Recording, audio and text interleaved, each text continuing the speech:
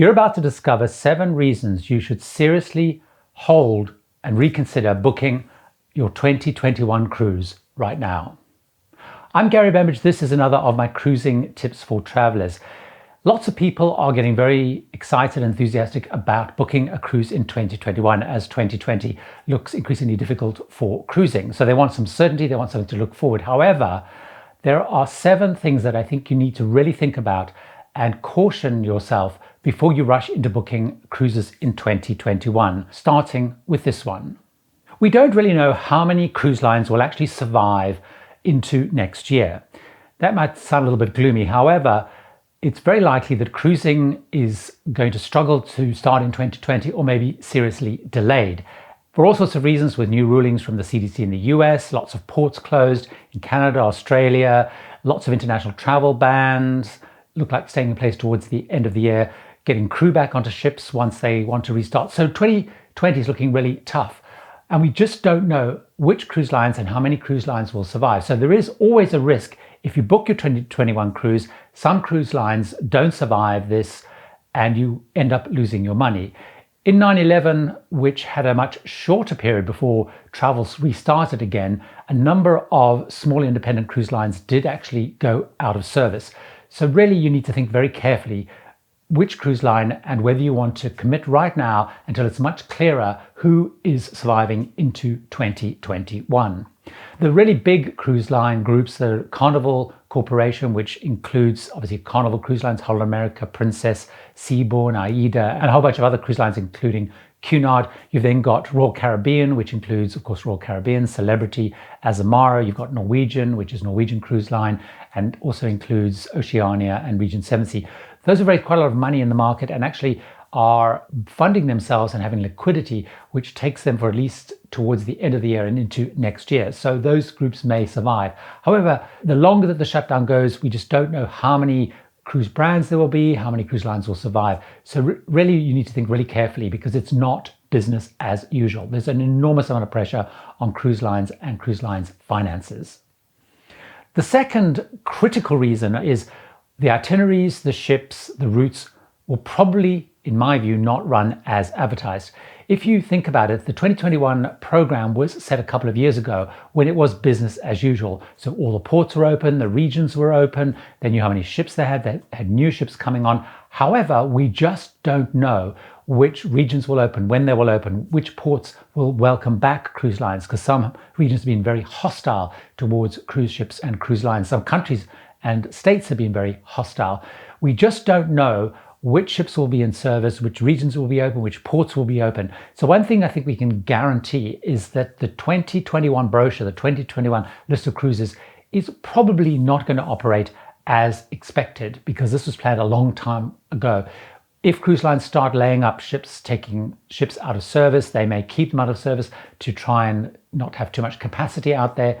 Also, really bear in mind that when you book a cruise, the cruise terms and conditions allow the cruise line to adjust and change the itinerary without you having any recourse. So unless it's cancelled, you will go on a cruise which may not include the ports you want. So if you're looking at booking a cruise, a dream cruise to a regional part of the world that you absolutely want to go to and the certain ports you want to go to, bear in mind there is a possibility, and I think it's quite a strong possibility, that many itineraries and ports will change. So you may be buying a cruise that just won't happen. I also think personally that we will find the scale of cruising changing. So I think we might find much more focus on the Mediterranean, Alaska, and the Caribbean with the big traditional cruising markets. Some of those more exotic cruises may start to fade away until things really get back to normal. So a really big key watch out. Another key reason is pricing.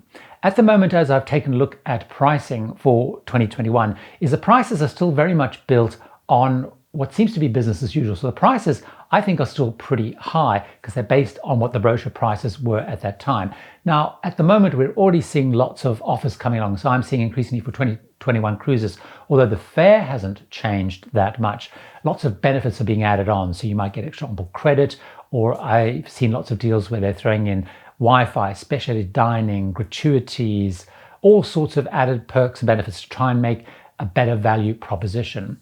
However, I think we can say with quite a lot of certainty that demand for cruising will be less because the new to cruise people who are considering cruising are very likely to have been put off. A lot of people who perhaps dabbled with cruising may be put off by all the really negative publicity and media that's been built up. You might also find that there's more peer pressure not to go on cruises. People are worried about you getting stuck, getting quarantined, all that kind of stuff happening. And we just don't know what that's going to be.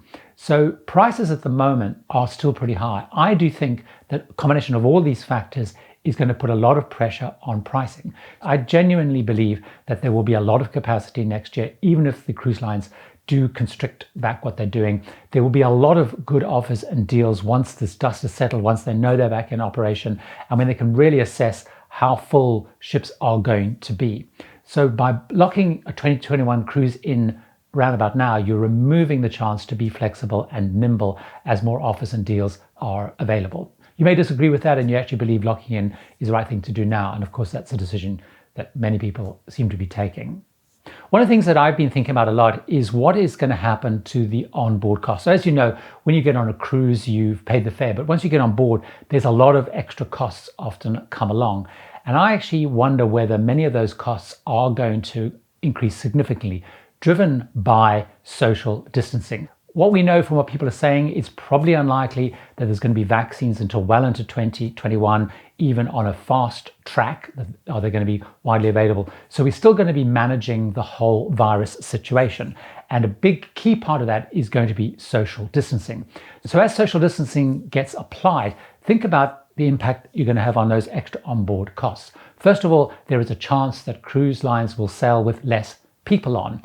So there is a chance, therefore, that they need to try and build up and make more money from the things that they're offering on board, because they might have to have less people on board to try and manage social distancing. That could mean that to make sure that the crew are paid, you might find things like gratuities go up significantly. I think you'll also find potentially that tour prices will go up because they'll probably have to run smaller tour groups so they can actually spread people out on the bus, spread people out when they go on tour to keep social distancing in place. So it's likely then that costs will build as a result of that.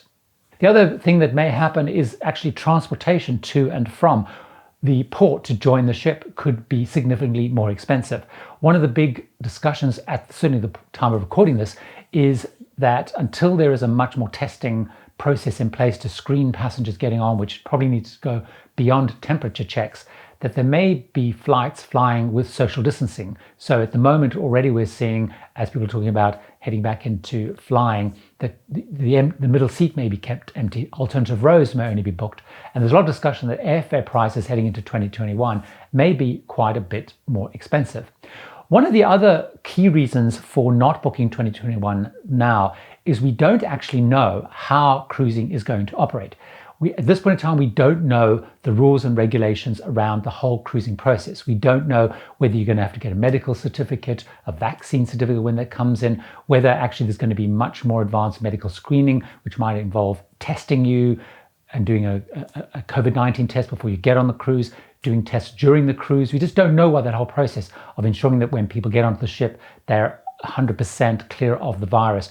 And as we know, temperature checking is not enough. So you might find that too intrusive. You don't want to take the risk that you head off somewhere to a cruise. You find you get on the cruise and you're denied boarding. We don't know what the refund process will be if you find you get sick quite close to the cruise, because travel insurance will not cover anything related to the virus. So at the moment, the booking conditions for cruises are still showing in all the bookings in 2021, the very traditional cancellation process where you pay 60 to 90 days before and pretty much you're going to lose 75% to 100% of the fare. We don't know how that's going to work. If there is an incident on board, we don't know how the quarantine process is going to work. We know that the CDC in the US are talking about not letting people come back on land, that there's going to have to be quarantine ships, there's going to be hospital ships. And really importantly, if you're a senior, so certainly at the moment 70 plus, that may come to a lower age, at this point in time to go cruising, it was introduced just before the shutdown. You have to have a medical certificate. So there's that whole process of actually seeing the doctor, getting a medical certificate. So there's lots of other hurdles that you may have to do. So we just don't know yet what the actual process, the procedures for cruising in 2021 are going to be. So you may want to hold back until we have certainty around that to see if you actually feel comfortable cruising with those procedures. Another thing that I think will happen is you're going to find your access to facilities and how things work on board will change. As I mentioned, I do believe that social distancing is going to be a key part of managing the whole process moving forward. So what we're already seeing some cruise lines talking about is only filling the theatres half full, having restrictions on how many people can be, say, in the gym. When they hold events, how there can only be so many people there. Perhaps around the swimming pool or in bars, there'll be restrictions on how many people can be in different venues, how far they can be apart. So certainly it's likely that the way that you're going to be able to access facilities, use facilities, is probably going to be very, very different, because it's unlikely you're going to have those big groups of people congregating on board because of the whole rules around social distancing and managing that whole process. So certainly you might find, for example, there might be less entertainment available because if they're only running the theatres half full, they might have the same show on for 2 or 3 nights, and so less choice. Another really critical point is travel insurance. Now, travel insurance will not cover COVID-19 and virus pandemic related issues.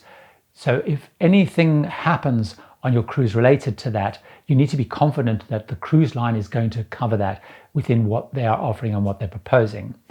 But really importantly, you might also find that the cost of cruise travel insurance increases significantly because of the whole reputation and the sort of passion against cruising that has been built up. So, for example, you might find there are more limitations, it's harder to get it, particularly if you're an older traveler, and just may become quite difficult to obtain.